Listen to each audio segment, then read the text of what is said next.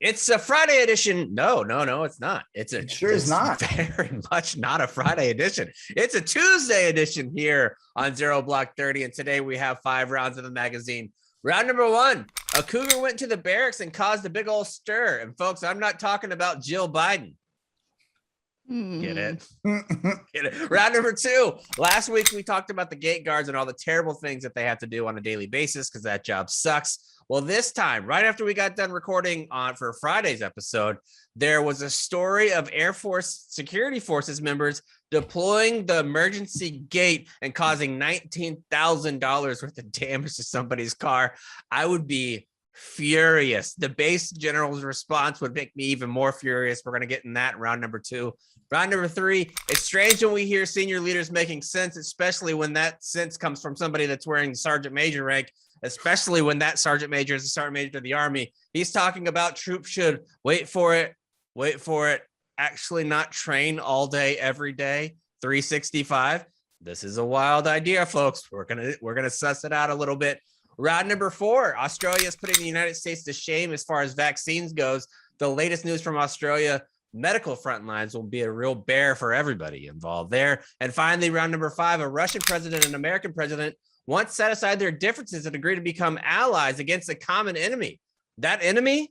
Motherfucking aliens. Ronald Reagan and Mikhail Gorbachev for sitting around discussing aliens. I would love to be involved in that conversation. Just little Ronnie and Mikhail just hanging out. And Ronnie doesn't even, like, if you're having that conversation and you're Ronald Reagan, you're looking across and the Russian president has that huge fucking birthmark, you're kind of thinking that guy's an alien. Right.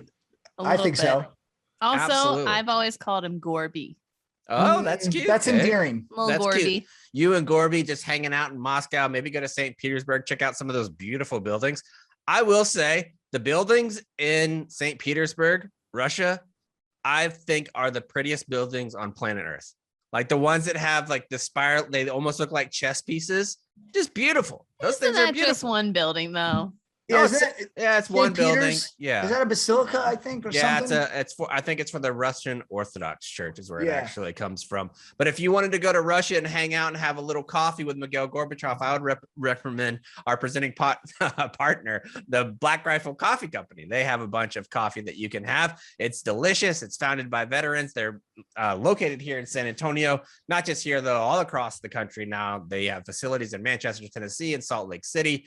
They are doing all kinds of stuff for veterans, like shipping out 6 million cups of coffee to deployed soldiers, law enforcement, and medical workers through their signature Buy a Bag, Give a Bag. They started whenever their founder, Evan Heffer, was a CIA contractor, and they used to modify the gun trucks in Iraq to make sure that they could grind a little coffee anywhere. Make sure you go get yours at blackriflecoffee.com/0. Use the code 0 today and get the freshest coffee in America shipped to you. I want to start out by saying I saw a tweet before we started recording. Cons is getting ready to be married. Kate has been married. I'm married now. I'm also a divorced guy. Nick is married. There is a dude that is now the owner of Politico that is on his 5th marriage. He's been married 5 times. I tweeted out, once you get to the 3rd divorce, just start fucking. Like, what? Why are we getting married? Like, just stop it with the charades. There's no reason to get married. And listen to this guy. His 3rd wife was previously married to his next door neighbor. His 4th wife was his next door neighbor's 2nd wife. And his 5th wife had been the family's nanny. This guy's all over the place. He needs better friends and to make better choices, it sounds like. Just find a wife off your street, dude. Like, it's not working out. Go further than down the road. I'm trying to find a photo of what this guy looks like. Is he like, because Larry King, not a looker, rest his soul, got married a ton of times. Oh, Larry King's dead? I was just, is he? I don't think so. I think Larry King just killed Larry King. I think Larry King's very much alive. Yeah. He's got another Bob Dole. I'm pretty sure he's alive, Kate. Nick's looking it up right now. I thought he was dead.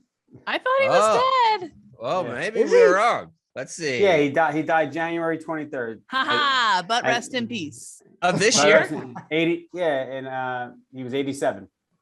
January 23rd, 2021. Right. Damn, R.I.P. Larry King. Yeah. I'm sorry to break that to you. I think that was rough.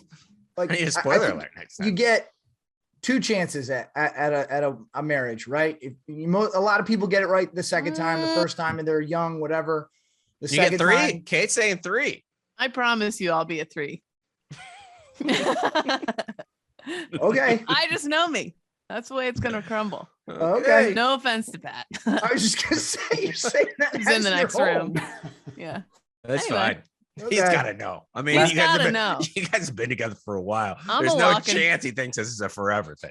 No If shot. you don't look at me and the things I do and see red flags, I eat beets cold right out of the can. Yeah, it's disturbing. It's Yeah. disturbing for sure. There's no Mhm. doubt about that. All right, let's get going with the actual show because we have a lot of stuff to talk about going on here. There's some cougar goofing that's going on. Kate, walk us through what happened on this little case, I guess it is. I certainly will. This comes to us from Blake Stillwell at military.com. And this photo went wild across. I saw it everywhere. Twitter, Instagram, whatever. If you're in the military space, you saw it. Looks like drunk Marines. This was my vision of it. It looks like drunk Marines. I assumed immediately it was infantry barracks.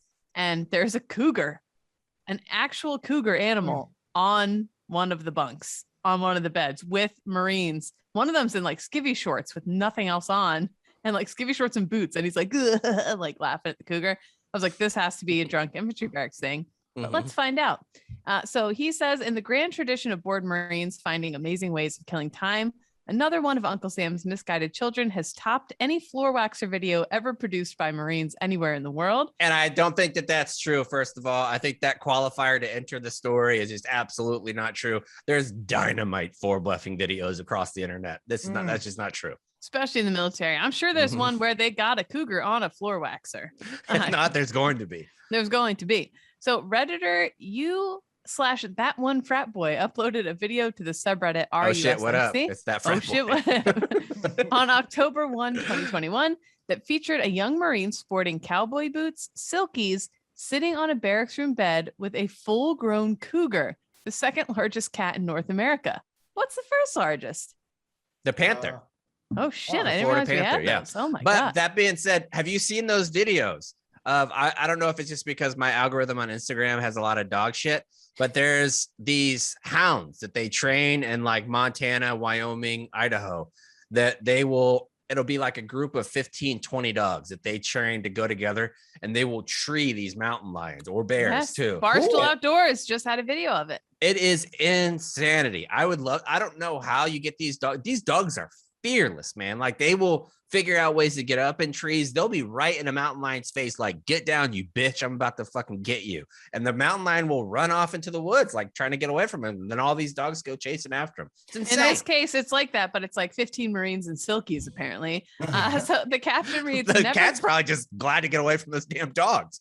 Yeah. Oh, yeah. Back to this barracks room. The caption reads, never forget when we got a mountain lion in the barracks, and nothing else. There's no context for it or anything. And the image was first uploaded to Terminal Lance, no less, who tweeted it out. And that's when it really started going viral, as if anyone would forget the time they got a mountain lion into the barracks building. So basically, and they were saying too, like, we need to see the logbook from this night. Coffee or Die's Eric Miller notes that there's no way of determining whether the photo is real. There's also no way of knowing if the cougar was real or if anything is real at this point. Although one commenter said if it was a Snapchat photo uploaded by someone in 2nd Battalion 6 Marines. So people are there's rumors afoot that this could be a 2-6 infantry battalion thing. Some commenters appeared to have knowledge of the art of taxidermy, noting that the cougar's ears appear to be sewn back, indicating although it was once alive, it was now stuffed. Now, this is something that you get a lot on the internet. Like we get it a lot working at Barstool, where people, if you post a picture, you've got to ensure that every little detail, you know what's going on in that picture. I remember when I first started working, like I'd been at Barstool maybe 6 months, and we went to Houston for the Super Bowl. And every day there were several different houses that we had. And the house that I was in, I took baths there. And it was in like the master bedroom. I posted a picture, and on the picture, you could see the silver part of the faucet, like it was going down. Yeah. And somebody was like, "Chaps, we could see your dick in that picture." And I was like, "Oh my God." And I went to it, and luckily, I mean, it was like 3 more inches down, and you were seeing my whole junk. Like you could see my belly button, like, and I had to delete. I just deleted the picture really quick. I was like, Oh, yeah. holy shit, my wife would be pissed if I just put my dick on the internet. But this one, like, that's how they find the little scene. Like, Oh for yeah, the people taxidermy. become detectives. They any Yeah. little thing in the background. Oh, I noticed the color of his rack was the ones we had in our barracks at this base. Blah blah blah. Like That's why that one dude who killed the girl that was hiking, Brian the woman Landry hiking, or whatever. that's the reason why he's gonna get found, is because they're of internet detectives. sleuths. The internet Yeah. sleuths are unbelievable these days. What people are able to come up with, and not just current stuff either. They're able to for old school murders and crimes and what have you. But it's almost interesting for me, at least on the internet, the old adage of, or not adage, but the way our justice system works, that you're innocent until proven guilty. Everything I see on the internet, I just assume it's fake until proven accurate. Oh no, I'm the opposite. I still Really? assume that it's real, and I want it to be real because that's what's beautiful to me, is the idea that it could be beautiful. Mhm. And I love it when they find things that they have no business finding out. Like that, there's this woman on TikTok named Kat, and she got a divorce recently, and she has like 8 million followers, and she posts her baby all the time and her life. And she posted a thumb, like, of her new significant other. His hand was over her side on the car, like, and you could see his thumb. The internet people found who the guy was From his thumb? simply from his thumb, because That's absurd. they went through her picture, found her best friend, and then went to like her pictures, found the best friend's brother, and they looked at, like, zoomed in, and they're like, that's the matching thumb. It's the thumb. They found who the guy was simply from a thumb. That's all. That's Wow. NCIS should be all women age 18 to 21. My Yeah. wife should do that shit. She's phenomenal. at finding FBI? information she has no business knowing.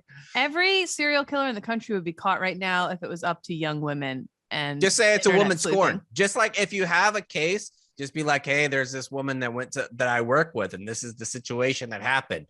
Put that into a Reddit group or to a TikTok thread. You're gonna have This guy solutions. stood No problem. Karen up at the Chili's yesterday. You Yep. guys better figure out who the fuck He said that he is. was gonna take her to Sonic to get an ocean water. Next thing you know, she's dead in the woods. Yeah. Well, I maybe mean, not dead. Let's not have a dead thing. yeah, that's a little harsh. But I mean, aside from the fact that you just shouldn't do horrible things and commit crimes and murders and such, I'd be so afraid Pussy. at a crime Mhm. these days, just because I'd just assume something. I wouldn't think of something, and then that's how I would get caught via the internet. Oh, the Wild Yeah. West. I've said it many times. I'd be a murderer. Like if I lived in the 1700s, early 1800s, I'd be doing all kinds of crimes because you're not going to find me. I mean, the way that you can make yourself look different, growing a beard, shaving your, like, look at Brad Pitt. You're telling me that if Brad Pitt committed a crime when he's looking like fucking, what's that? Tears from the Falls? What's that? Legends of the Falls. Legend of the Falls. And then he shaves his head and he's looking like Snatch Brad Pitt. He would get caught. No chance. No shot. Because also back then too, 1800s, there's no like accurate pictures. No. They use like just drawings, like, oh, do you recognize someone who might look like this? Well, that being said, I'd probably be big fucked because there's so many people that look like me. Yeah. I would right. definitely be hung for something I didn't do. Yeah. I saw a guy that looked like you this weekend. Did you see that we tweeted it out from our main account? Oh yeah, that guy looked a little bit like me with a shorter beard. Yeah. Yeah, sure. and it was his hat was very much something you would say or wear. I have on this bobcat or this cat that's in the barracks. I think it's real. I don't think it's a taxidermy cat because you don't taxidermy a cat where it's going to be laying like that. Like if you're going to taxidermy a cougar, you do it where it's in like an aggressive stance, like going up a tree, like its arms out or something like that. Or it's just like walking. You don't do it where it's just lazily hanging out on a barracks bed. I also never underestimate the ingenuity of a blackout drunk Marine to get a mission done. They put and their not being minds... scared. I think that's huge with cougar goofing. You can't Exactly. be scared. You're I drunk, think you're a Marine, you're going to do that. He their eliminated minds all to good something. judgment by being drunk. So the voice in his head that would probably say, hey, maybe don't mess with that wild animal, that was gone. Who gets more in trouble? The Marine who brings it into the barracks or the duty NCO?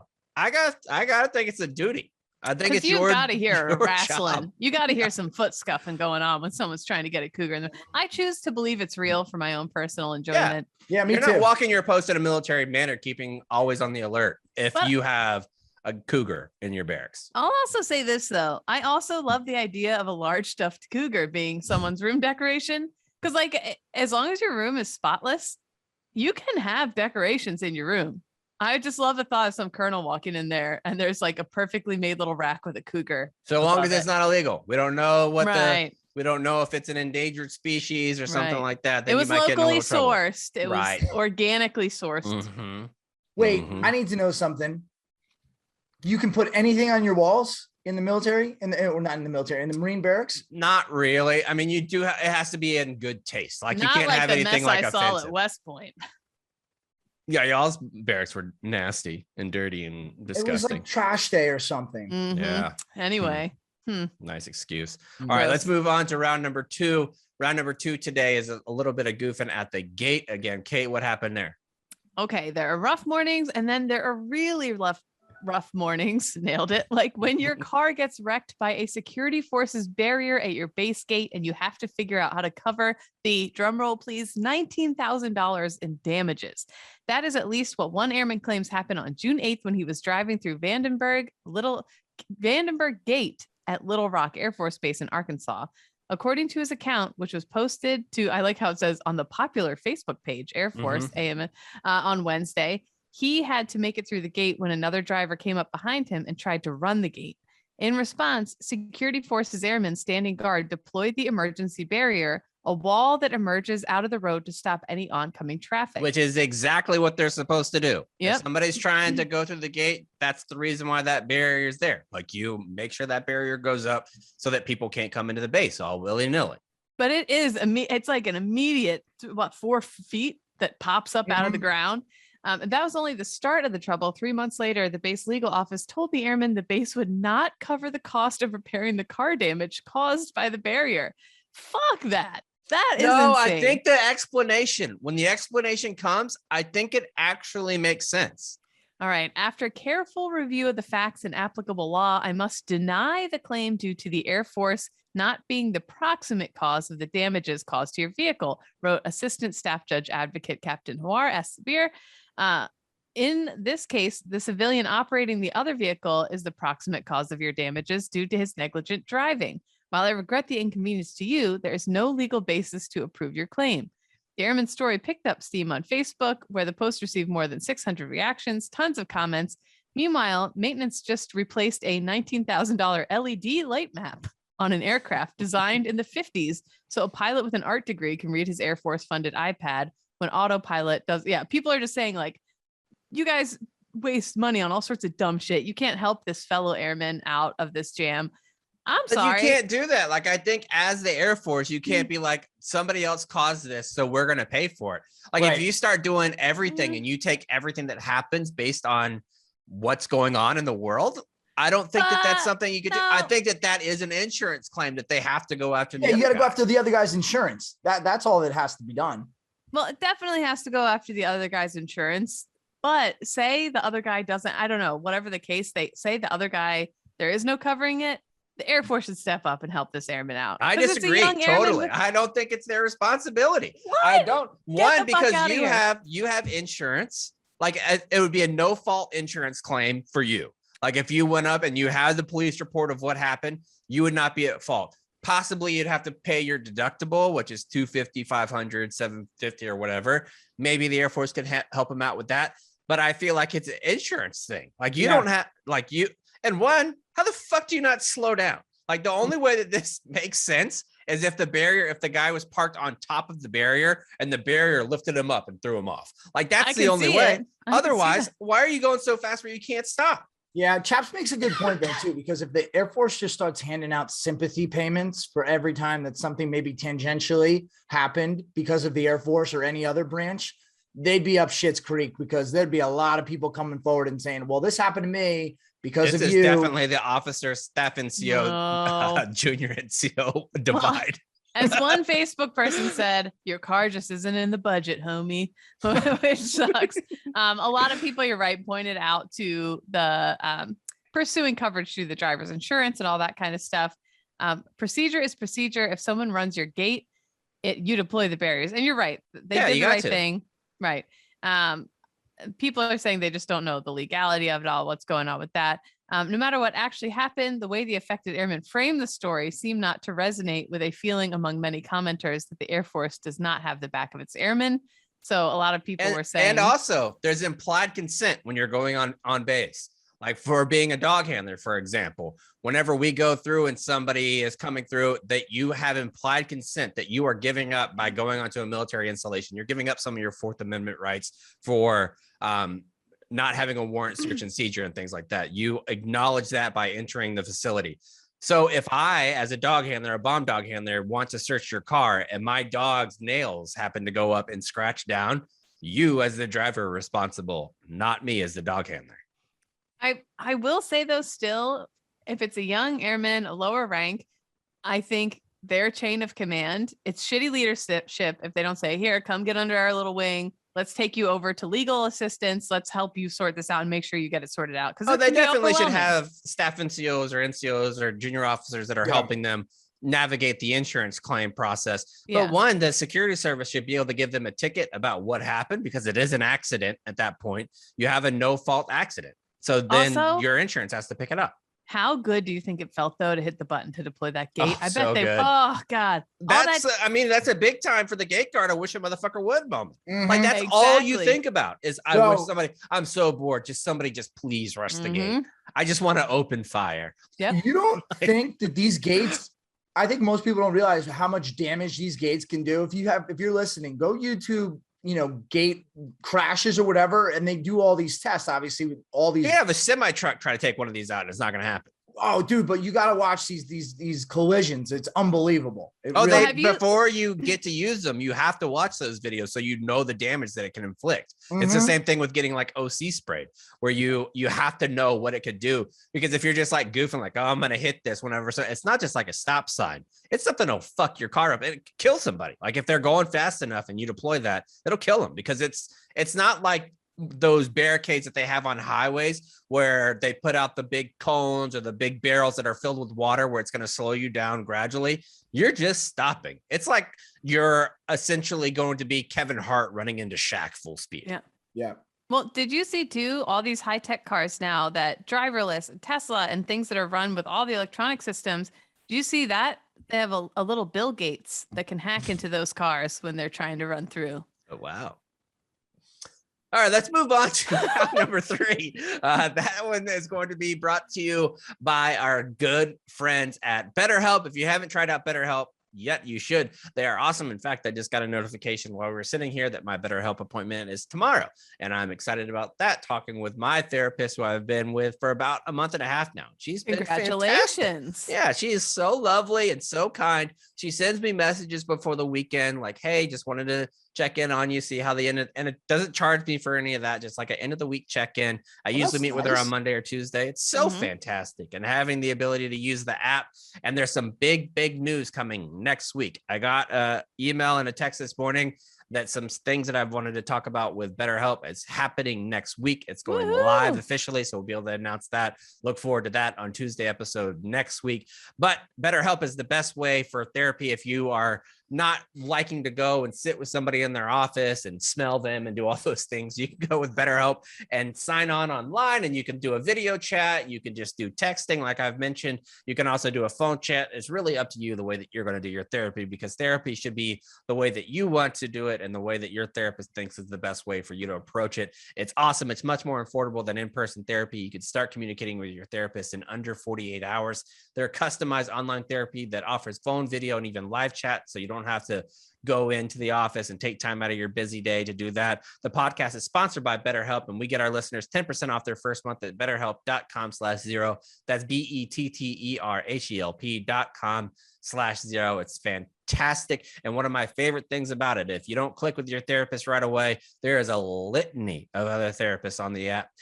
Kate has had this experience. I had this experience. Cons, I don't know if you've used them or not, but when I first signed up, I just looked at the lady's picture and I'm like, no, you're too old. I don't want to sit around talking to an old. I changed it. Some people like that. My wife's therapist from BetterHelp is old, and she loves her. The nice thing about BetterHelp too, though, is that there's no hard, like I would get anxious about that with other stuff with BetterHelp. Like they're like, that's the whole point of this. It's Mhm. easy and there's no hard feelings. You And just, the one that I've had, she's like, hey, I just want to remind you if things aren't going well and you don't feel like, because I feel like we're in a zone and we're clicking and things like that. But if you don't feel that way, no hard feelings. Just we want you to get the actual help that you need. It's not about me. It's about you and how you feel, which I think is fantastic. Mhm. It's the best way to go about this. All right, let's move on to round number 3. I was kind of surprised whenever I saw this. We've been talking about the Sergeant Major of the Army probably more so than any of the sergeant majors from any of the other branches, which leads me to believe that he's doing things the correct way. A lot of them Yeah. are so far in the background. And it is a very senior enlisted thing to kind of defer to the officer, especially at that level. But I think things are so different now in the military, especially when you're dealing with life of the enlisted personnel, when you're dealing with mental health. You want to have that coming from somebody who has your same experiences, because while being the chief of staff of the Army, while being the commandant of the Marine Corps, something like that, it is a great position to be in, and it's very, very important. But the enlisted troops want to hear from enlisted leaders, the people that actually know and have been in the same spot as you have. Khan's had to step out for a minute, so he is gone. But Sergeant Major Grayson told enlisted leaders that they need to just, quote, stand up for their soldiers. And sometimes that includes making time for them to rest and recover from training. Or if not that, then they should at least take some time to get to know the people that they lead. It's a crucial part of the Army's People First initiative, which hinges on putting the wellness of soldiers and their families first as a mean to improve the unit's readiness. It makes sense. Knowing your soldiers means that you know what they're doing, the challenges that they face, and what's important to them. This is from Haley Britz from Task and Purpose, by the way. Mhm. She said, or Grinson says, some organizations are now giving mandatory white space, and I encourage you to do all that. Say no, you're not allowed to put anything on that calendar. You can just talk to people, and I think that we've got to do more than that. So what he means by that is that every single unit will have a training calendar. You have the LOI, the letter of instruction, and that establishes what the battalion commander wants to do during that training cycle. And they will have dates on it of where you're going to go training, if you're going to go to the field, if you're going to do a hump, if you're going to do any of these things. And he's saying there needs to be time in your training calendar marked out for nothing, where you have the ability just to lead your people, give them some time off, give them the ability to go to medical, get all their stuff done. Because apparently in this meeting that he's referencing here, he was talking up to one unit, and he told him a story about sitting on an unnamed battalion training meeting where he heard the commander talking about all the training that they had on the schedule, an exercise on Friday. On Monday, the unit was going right back out of the field for 2 weeks. And then they would do a 26-mile foot march as soon as they came out of the field. I asked the question, Grinson said, of the meeting. I said, according to your unit standard operating procedures, what is your standard for recovery? And then it hit. Just at that moment, it dawned on the battalion commander that he was not following his own SOPs. He went on to urge sergeant majors to remind commanders of the Army's holistic health and fitness approach. And the approach requires leaders not to just prioritize physical fitness, but also mental and spiritual wellness, as well as nutrition and getting enough sleep. But that's been a tough sell for a lot of the people in the Army. But I feel like hearing that, if the chief of staff says it, I think no one cares. Isn't that strange, right? Like if the commandant came out and says, I want you to focus on mental health and training, I think everybody hears that. No, you don't. Like, Right. you don't. Like if it's coming. If I was a troop and I heard that, I'd say, oh, you're doing that for the press. Right. I would say, right. you don't fucking mean it. You don't mean it. But I believe this for some reason. Yeah, when it comes from the enlisted personnel, because the enlisted side, are typically the more training focused, especially the staff NCOs and the enlisted side. Very much training is everything. It's everything. It's everything. When you hear the sergeant major of the Army saying, what are we doing here, sir? Like, what are we doing to the battalion commander about the amount of downtime? I think that's the way you really implement change. Coming from senior enlisted leaders, it means more. Yeah. And this comes from news. Suicide in the military has been, sometimes I feel like, it's talked about over and over, and it's a cliche. It's up 15% in 2020. This new study just came out, and this year too, we're seeing every week. That's overall like 47% in the active duty Army. Active duty, and that's active duty. And so if Mhm. you're a leader and you're not stepping back and being like, hold up, we got to make a huge change here, then I mean, I don't know what to say, but it's absolutely devastating. Mental health is readiness. It right? is readiness, 110%. Absolutely. And yeah, people, I see too, all the, there goes, like, you read the comments on these sites, oh, there goes the military getting woke, oh, holistic, blah, blah, blah. I've never seen a story about a unit where morale was really low, where good shit came out of it.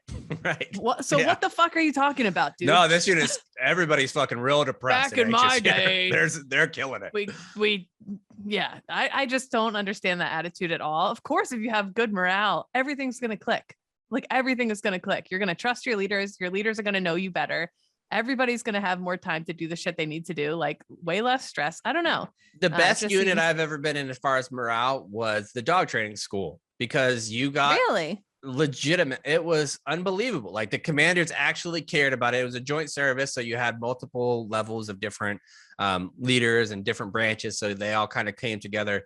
But you knew for a fact that you were going to be done at 15:30. At 3:30 in the afternoon, you were going home. You knew that you're going to be there at 6 o'clock in the morning. That's when you're going to start. But you had time at the end of the day to schedule your appointments. If you need to go to mental health, you could schedule it for 15:30. It's not going to be a problem. You're not even having to check out of work or do any of that stuff. The way that they approached how we lived our lives, it was almost like you had a regular job, which I think when you're not deployed, if the military focused on it, this is just a regular job that you're doing. You have to be very proficient at what we do. But once we get to that level, we're going to draw it back and you guys are going to have free time. I don't really see the problem with that. Me neither. I don't understand anybody. And it sounds insane to say, like, oh, that's never going to happen. But in reality, the most of the time that you're staying late for work, what the fuck are you doing anyway? You're not accomplishing anything. And I'll say this too, like, you're talking about what unit did you have the best morale in? For me, I was really lucky. First LE battalion, it was a brand new battalion getting stood up. And I was one of the first. It was all staff officers or staff NCOs and then officers. And then there was like 5 of us junior enlisted. It was a brand new, we were the first ones ever to this unit getting totally stood up. And so for a long time, it was a very small amount of junior enlisted, and not in a fraternization way, but the higher ups really took the time to get to know us and challenge us in ways that was kind of unique to us. It was the most challenged I ever felt in the military, and likewise, the hardest I ever pushed myself to succeed, because you have like somebody that you are accountable to. That's like real mentorship. And I didn't want to let them down. I wanted to impress them every day. And I'm the kind of person that rolls my eyes at drinking the Kool-Aid and they're like, oh, whatever. But for them, I was like, I'll drink it. Like, this is like, I want to impress them. Because you could probably tell that they care. Like, if you invest in somebody, you care. You don't want to disappoint the good leaders. And I think that is, for me, like Lugo, like people that I actually respected. If it came to a point where I disappointed them, that was much worse than any adverse reaction that you could get, because I didn't want to disappoint people that I respected. And I felt like they truly cared. Like, it was the tightest knit unit. I felt like truly it was a fucking family. And again, not in a fraternization way. It really was. And it made a huge difference with my time in the military. Like, it really, really did. When I was getting trolled a bunch the other week from whatever, the Eddie Gallagher stuff, I had an old staff NCO reach out to me. Whose ass do I need to kick? Like, I haven't talked to in years. And I'm like, that's a good old leader right there. Still checking in, like, whatever. But I don't know. It really does make a difference. I think he's definitely onto something there. And the way things have been going, it's heartbreaking to see. So big changes. And he makes one last point that I want to talk about, and that's knowing not just your troops, but their family situation as well. Yeah. That's huge. Like, if you have the trust and confidence from your troops that they're going to bring you in, because you can have accidents based on stressors outside of the military.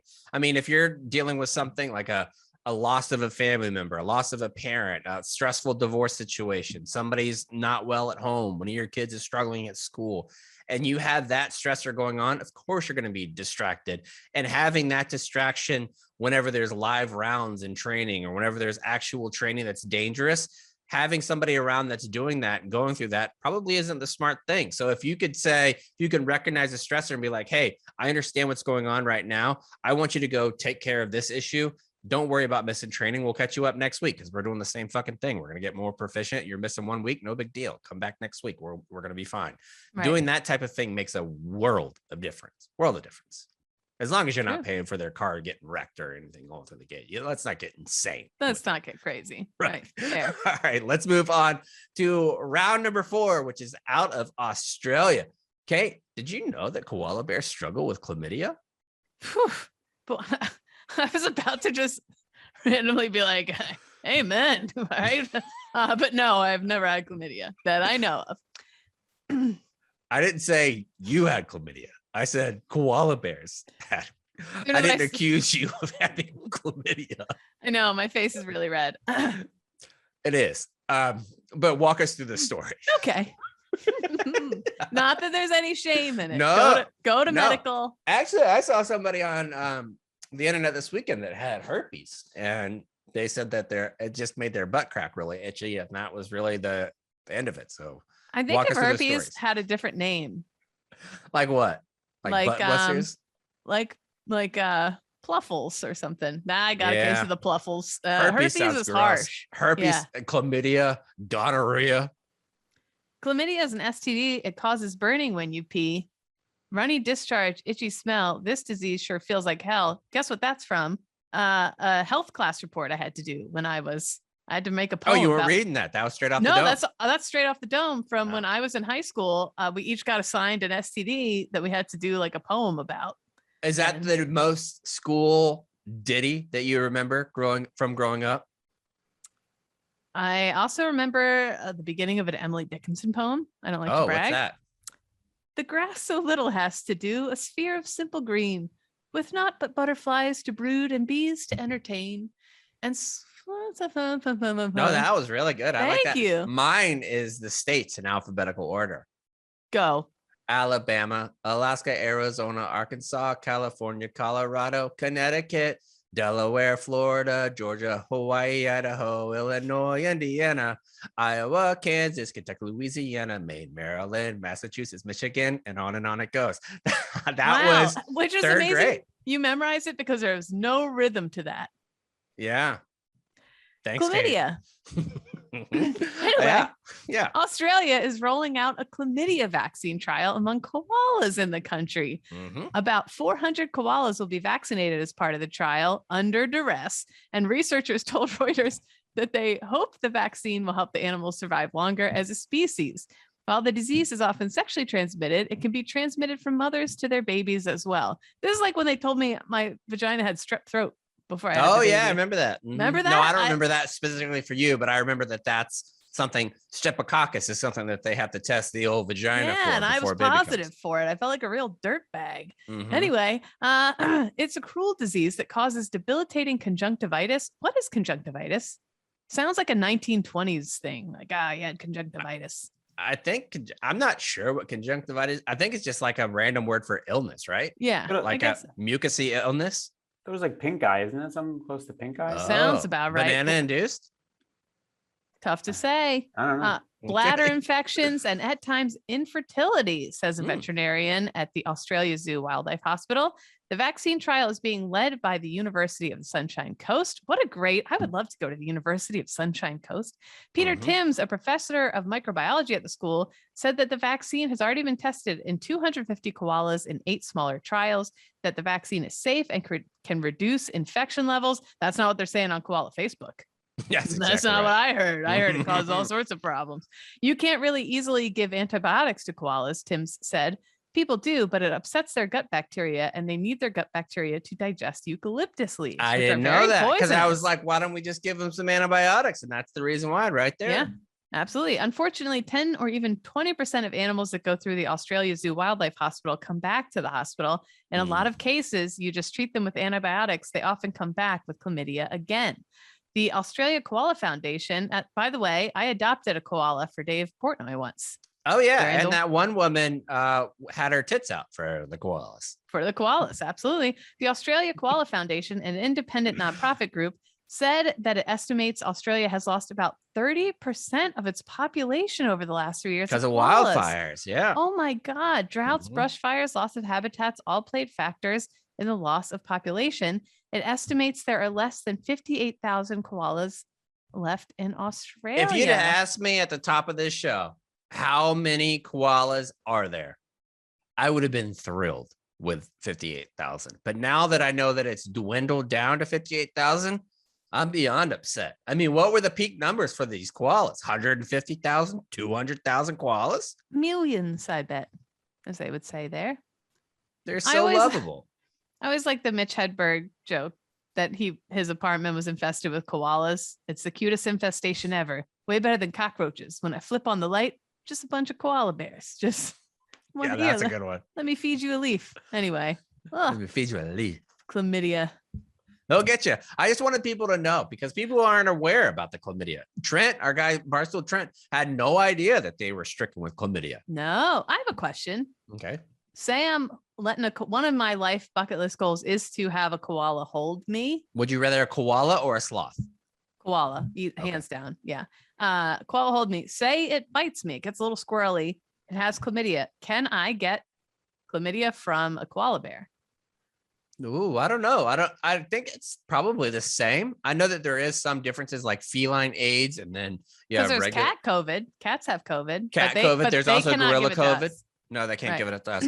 So there is a term for transmissible diseases from humans to other zoo animals, but I'm not sure if chlamydia is one of those or not. There's probably a zookeeper out there going, sure.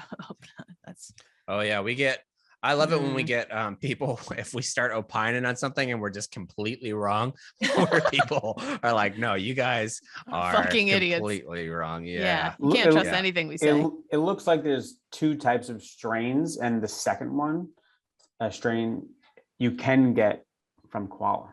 Oh, so it is zoonotic. Yeah. Whoa. Zoonotic looks How like disease. embarrassing to roll Yeah. up to the doctor and the doctor's like, well, you got an interesting strain, Kevin. Were you It's- fucking koala bears? Were you? And it says the top way would be to be peed on by one. Oh, Even we, Kevin, we really got to talk. you better keep I don't Trump know. out of Australia. Huh. The whole golden shower. You know, he actually addressed that recently. He President did. Trump did. Yeah. He Yeah. went and said, look, fellas, I don't like to get pissed on. And that clears it up. Because Melania, he said Melania isn't into that type of thing.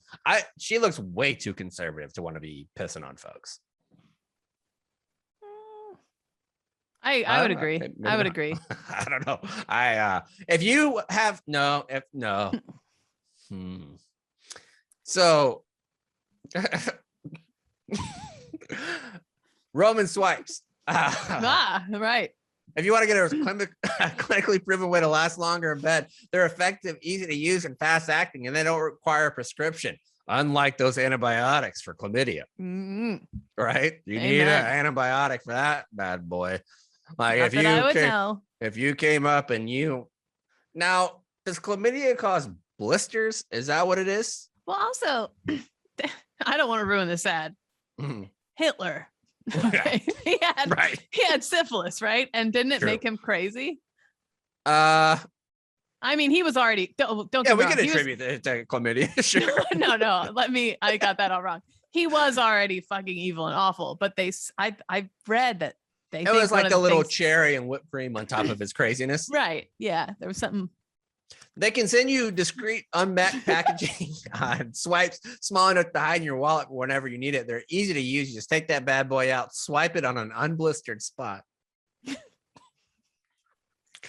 to GetRoman.com/0 to get your first month of swipes for just $5 when you choose a monthly plan. That's GetRoman.com. I shouldn't be chlamydia goofing. I did too much chlamydia. I would like to apologize to not only myself, I would like to apologize to my family, Kate, Thank Nick, you. both the Nonas, all the listeners, Yeah. all 58,000 remaining koala bears, and anybody else who has been stricken with a little bit of chlamydia. You will not get chlamydia.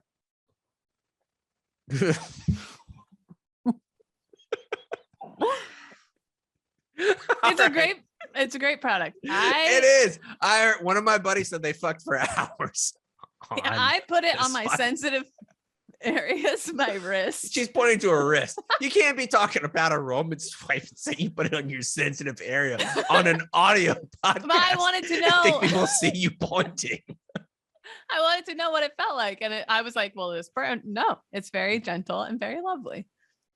All right, GetRoman.com/0. You're gonna get your first month of sweats for just $5 when you choose a monthly plan. Let's move on to round number 5. This one has to do with our guy, Mikhail Gorbachev. Gorby. Yeah, because at one point during the 1985 Geneva summit, President Ronald Reagan and Soviet Premier Mikhail Gorbachev took a break from negotiations to take a walk. Only their private interpreters were present, and for years, the details of what they talked about were kept secret from both the Russian and American public. Remember, now if you do that shit, it's a huge deal. They don't want any of that stuff. You got to have everything out there. Transparency, my friend. Transparency's huge. But back in the day, they weren't doing that. But during a 2009 interview with Charlie Rose, and by the way, Charlie Rose, people forgot about Steve Croft's story on 60 Minutes. I talked about that a little bit on Twitter this weekend. Do you remember Steve Croft? No. Steve Croft was one of the reporters that was on 60 Minutes, one of the main folks, like with Barbara Walters, and it was him and Charlie. And then Steve Croft was there, and he was one of the first, I think, major media personalities to get really hit with sexual harassment. So was Charlie Rose, chaps. Oh, was he? Yes, big time. Oh, well, Steve Croft was drinking champagne out of people's buttholes, and they had text of him texting his lover, "I wish you were here because I want to be eating some of that pudding." Fucking gross. Yeah. Charlie Rose, not much better. Yeah. So Charlie Rose, Reagan's Secretary of State, George Shultz, Gorbachev revealed that Reagan asked him point blank if they could set aside their differences in case the world was invaded by aliens. Schultz was talking about the Lake Geneva summit and mentioned the two leaders ducked out of a meeting to take a walk to a nearby cabin. "I wasn't there," Schultz said, before Gorbachev cut him off. From the fireside house, President Reagan suddenly said to me, "What would you think if the United States were suddenly attacked by someone from outer space? Would you help us?" I said, "No doubt about it." He said, "We too." So that's interesting. Okay, Reagan. All right. Yeah, I mean, people are saying that's because Reagan was he loved sci-fi. Like when he was an actor, like it was at the the kickoff of the sci-fi genre, and he really read a lot of it. So he was super into aliens. The article goes on to say, as far as we know, aliens never tried to take over the planet during the 1980s. So Reagan and Gorbachev's informal agreement wasn't put to the test. But perhaps unsurprisingly, for a president whose nuclear deterrent plan was named Star Wars, Reagan was a big science fiction fan. He had grown up reading Edgar Rice Burroughs' epic science fiction novels, whose characters would include John Carter of Mars and Tarzan. And once in a while, Davis continues, Reagan's nerdy taste in books influenced how he governed. During his tenure in the White House, Reagan relied on the United Citizens Advisory Council, or the National Space Policy, a think tank made up of astronauts, engineers, and even science fiction writers like Robert Heinlein and other people for advice on future technology. Robert Heinlein. Oh, the old Heinlein maneuver. Right, long-time stoolie. Oh, brick by brick. And the importance of space policy. So I think Reagan would have been a huge Space Force fan. Also, I have a theory. Oh. Cold War, goofing, still tension between the US and Russia. For Reagan, who was a Hollywood type guy, what if there was a deep fake where there was a CIA plan in place to make it seem like we were really getting attacked by aliens so that Russia would befriend us and then we solve everything? They think they helped us keep the aliens away. And we're like, wow, thanks. Let's all be pals now. But really, it was a deep fake. Well, we kind of do that in relationships, right? Like if you're in a fight with your significant other or something like that, where you're having a disagreement, you know that there's certain things that they have to pay attention to. Like if my wife and I are in a little tiff and we're not on the best of terms. She's not tucking you in at night. She's not tucking me in. She doesn't buy new peanut butter or something like that. I can say to her through a text message, something doesn't seem right with Gus. I know immediately the silent treatment's going to be over, because I invoked Gus. So maybe if this is what Reagan was trying to do here. That's fucking brilliant, chaps. It's he was pulling a Gus. We'll call that pulling a Gus. Cool, pulling a Gus. Like you have disagreement, be like, hey, I understand that we're in this nuclear arms race, but aliens.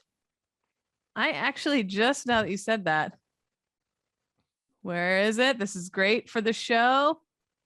Yesterday, having a baby is tough. And I'm like, I was looking at the last text I sent Pat, is a long one. It's like, hey, well, you got to help me more. And then the next one's like, look at this goofy Tom Brady commercial. LOL. Immediately laughter. It's like, oh yeah, we're fine. Anyway, so that's what happened with Reagan and Gorbachev. They were doing all kinds Old of stuff. over there. Gorbachev. Oh, Heard, Gorbachev. Brought a lot of animals to. He'll get you. Hopefully, chlamydia-free animals. That's all I would say. All right, let's move on to save rounds and alibis. Nick, we'll start with you. Yeah, so we were talking about, I think, like what you took from school, I guess, like what you remembered. So at Hofstra, we had nothing really stuck with me, but there is one thing. So on the topic of poems, there was a vigilante poet at Hofstra, but he only wrote his poems in the bathroom. He would write them on the wall, and I was fortunate enough to sit down at one point, to number 2, and I looked to my left, and this was the poem, and I remember it like very, very one line. It was, "They scrub the walls to stop my pen, but the shithouse poet strikes again." Wow. Nice and simple, and it stuck with me to this day. There's a lot of porta potty art in the military too. Here I sat brokenhearted, tried to poop, but only farted. That's a tough one too. Yeah, that stuck with me. Long time. Also, Hofstra, David Hasselhoff founded that school, which is very, very cool. The Hoff. All right, Kate, what do you got? Okay, I'm on one. I accidentally got, for those of you who live on TikTok now, I accidentally got the berries and cream haircut over the weekend, trying to fix a other rough haircut from the previous I think your hair weekend. looks lovely. I'm a little lad who loves berries and cream now. It's very short. It's the mom cut. It's to my ears, and it's a big puffy triangle. So I think it looks good. And I think you're going to have a good time not having to fuss with it. I agree, because I just was not washing it at all. Pretty gross. Do I have any other notes? I don't want to give up my time. I want to make people sit here. Not sure. Until I'm ready. Cons wanted us to mention that Army lost again They in did. humiliating fashion. Just terrible. Just Losers. hate to see that. That's You his save rounds do. that Right. he had an awful time going to Madison and complained about spending time with the Barstool Chicago guys, which was very, to be a guest there and then to come on this show and be like, it was an awful time that I had with all the Chicago guys. Rude. Very much so. Eddie, he even said Eddie smells bad. He's terrible. Which is not my experience with Eddie at all. And then Eddie's just mean. Mm-hmm. Can we address something? Did Cons address this on the show? Did he finally shaved his head? Oh, no, I don't think he did. Great move. I was so proud of him. He was really putting it off. Any guy out there listening, if you've looked in the mirror and thought, maybe I should shave this, that means that you should. I feel like I was way ahead of the game on that. Guys, I noticed that I was thinning and I was like, I'm done with it. And I told you right at the, it's like, I'm thinning, I'm done with it. I think it looks good. I think guys with shaved heads, I think it's a good look. You gotta have a good head though. Like, I don't know if I have a good head. No, but you have full head of hair still. Yeah. You're good. But some guys look like a wrinkly pug. Like they got weird. My hair was starting to get bad. Like when you're worried about which way you're going to go. And I showed unbelievable restraint. Kate knows that I have these pictures. I'm going to say it because Con's not on here. Cons went to a wedding where he was dancing with his fiance and some other folks. And there was an angle that they took a picture of Cons in a video. And I screenshotted it. And it is the baldest anybody has ever looked in their life. And I sent it to Kate and I said, I am keeping this for when I need it. I will now delete that picture because he made the correct move. Unless enough people tag me on Twitter or something and say they need to see it. If you need to see it, then I'll post it. Then he'll post it. Right. Final question then. Say I'm in the military and I'm balding like a certain captain. But I'm trying to fight it. Is there a point where your command can say, enough, dude?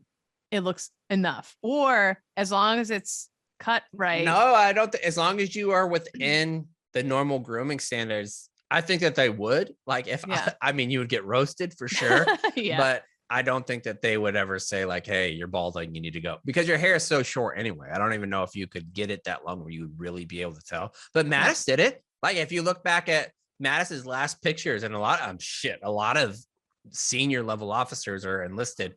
Whenever they're in their uniforms, they'll have like the big bald spot.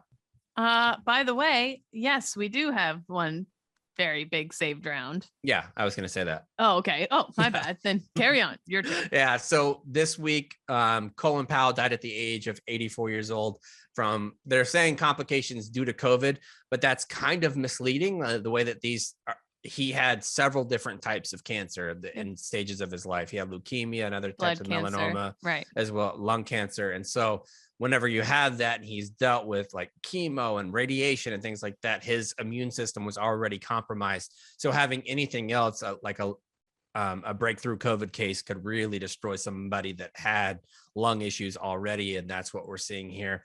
And there's been a lot of talk about what Colin Powell did and what his legacy will be. And I think because he's somebody that I valued so much when I was coming up through the ranks and took a lot of leadership lessons from, I hate to see that that's the narrative around Colin Powell, is what happened at the UN. He took responsibility for that and said that the intelligence was wrong and he should have waited. And he felt awful that his words helped cement the fact that we are going to be entering into a war. And he was very much against those types of actions. But this is a guy who has a story that is just the American dream personified. He came immigrant parents. Can I read it? Yeah. He was born April 5th, 1937 in Harlem, New York, to Jamaican immigrants. After growing up in the South Bronx, he attended the City College of New York, where he was an ROTC, led the precision drill team, and attained the top rank offered by the Corps, cadet colonel. He entered the U.S. Army after graduating in 1958 and served 2 tours in South Vietnam during the 1960s, where he was wounded twice, including during a helicopter crash in which he rescued 2 soldiers.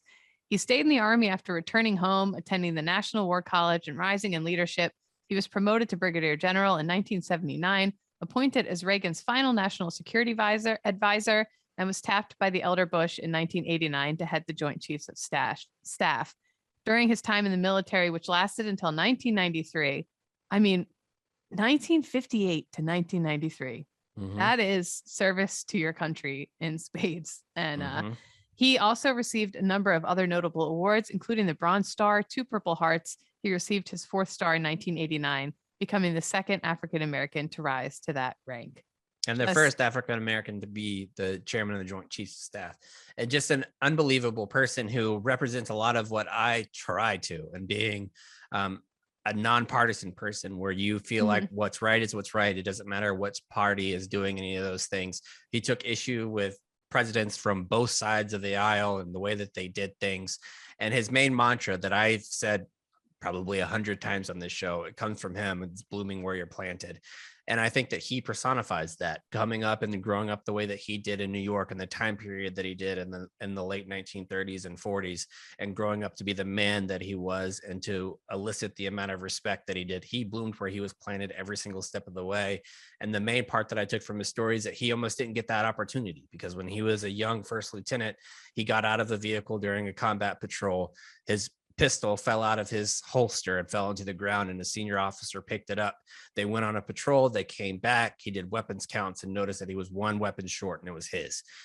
He went to the battalion commander and told him, and the battalion commander said that I saw your weapon point out. And this was after they had made a fake call on the radio that there was gunshots going off in a village and that kids were shooting a pistol into the air, and one of the kids was dead. So they had put that information out, and Colin Powell thought that he was responsible. Still, he went to the battalion commander and said, "It's my fault. I lost my weapon." The battalion commander looked at him and said, "You have a ton of potential. I think you're going to do great things for the Army. If this would happen to one of your junior troops, you would most likely give them a letter of reprimand that would end their career, possibly NJP, possibly a court-martial for losing your weapon in a combat zone.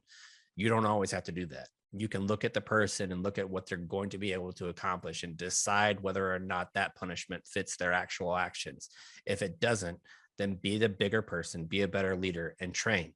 You don't have to just punish, train. Make these people the best people that you possibly can." I think that's a great lesson in leadership for anybody that's listening in as a small unit leader or a large unit leader. Train people. Don't be a leader that's about punishing. Make them better people. It's on the retreat.